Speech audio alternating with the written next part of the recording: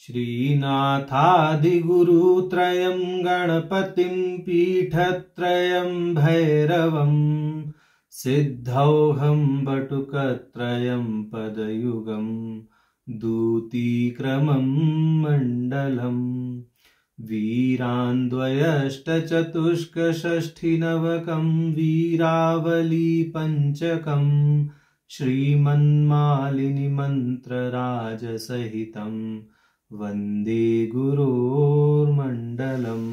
नारायणी नमोस्तुते।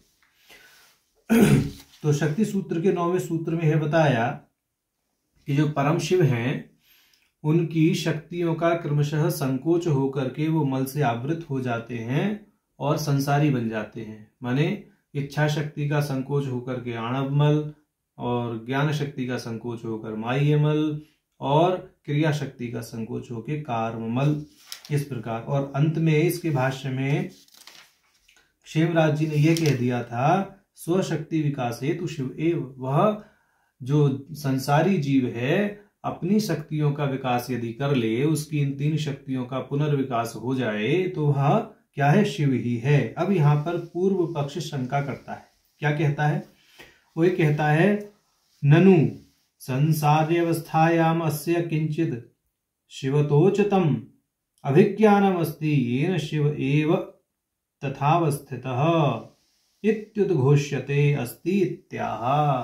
ये कह रहे हैं कि भाई जो जीव है, अणु है, वो संसारी अवस्था में रहता है, और उस अवस्था में आप ये कह रहे हैं कि यदि वह अपनी शक्ति का विकास कर ले तो शिव ही है।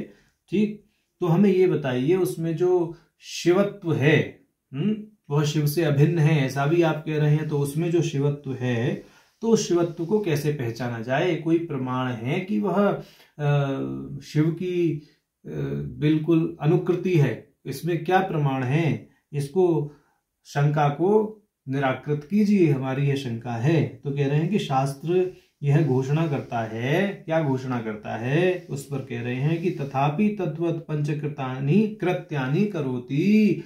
यह जो जीव है, संसारी जीव है, यह शिव के समान ही पंचकृत्य करता है। जैसे शिव 5 कृत्य करता है, सृष्टि, स्थिति, संहार, तिरोधान और अनुग्रह, उसी प्रकार यह जीव भी सृष्टि, स्थिति, संहार, तिरोधान और निग्रह करता है, अनुग्रह करता है। तो बोले अच्छा ऐसा है, तो इस पर आप हमें जरा विस्तार पूर्वक समझाइए।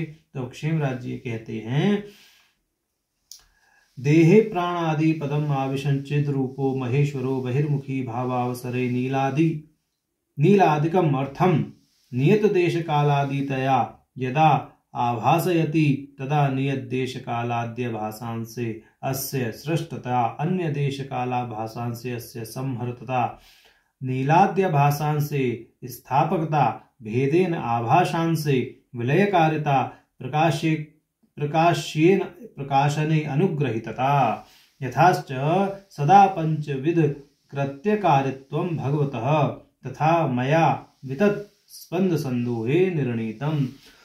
ये कह रहे हैं कि शिव जैसे अपनी इच्छा शक्ति के बल पर, माने इच्छा शक्ति स्वातंत्र का पर्याय है, अपने स्वातंत्र के बल पर जिस प्रकार सृष्टि, स्थिति, संहार आदि करते हैं, उसी प्रकार यह जो जीव है यथोपलब्ध शक्ति के बल पर सृष्टि, स्थिति, संहार, तिरोधान और अनुग्रह करता है। कैसे करता है उसको यहाँ इन्होंने बता दिया।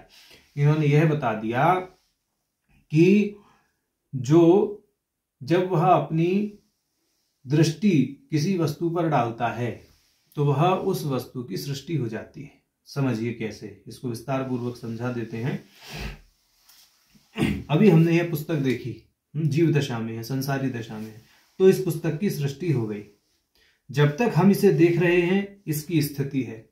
हमने अपनी दृष्टि को हटा करके इस तकिए की तरफ कर ली, इसका लय हो गया, इसकी सृष्टि हो गई। ठीक, अब इसके तिरोधान की बात करते हैं। हम इसको भेद दृष्टि से देखेंगे पुस्तक को, माने ये मुझसे भिन्न है, तो तिरोधान अवस्था है। जब ये मुझसे अभिन्न है, यह भी शिव रूप है, ये अनुग्रह अवस्था है। तो इस दृष्टि से पंचकृत्य प्रत्येक जीव करता रहता है। इस बात को ये कह रहे हैं, तथा मया वितत्यय स्पंद संदोहे निर्णीतम, मैंने, यानी क्षेमराज जी कह रहे हैं, मैंने एक ग्रंथ लिखा है स्पंद संदोह, स्पंद कारिका की प्रथम कारिका पर टीका है वो, ठीक है।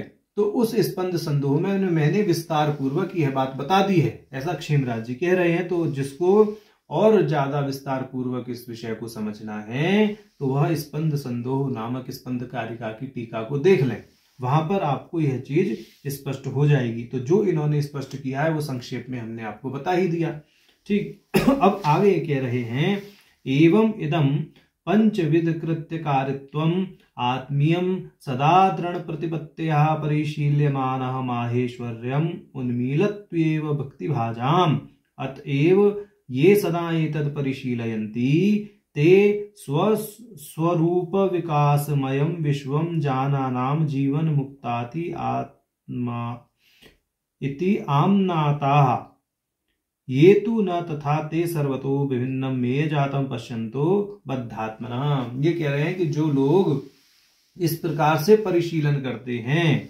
कि ये जो पंचकृत्य है अपने भीतर, माने जीव दशा में जो चल रहा है इसी प्रकार शिव दशा में भी चलता है, वह यदि इसका अच्छी भांति परिशीलन कर लें तो अपने स्वरूप, यानी जो उनकी जो शिव स्वरूपता है, परम शिव के साथ में जो एक है, उसको बहुत ही शीघ्रता और सरलता पूर्वक प्राप्त कर सकते हैं। और जो इसका सदा, कितनी सुंदर बात कही, अतएव ये सदा एतत् परिशीलयन्ति, जो इस प्रकार सदैव परिशीलन करते रहते हैं, ते स्वरूप विकास मयम विश्वम जानानाम जीवन मुक्ता, वो ही जीवन मुक्त हो जाते हैं।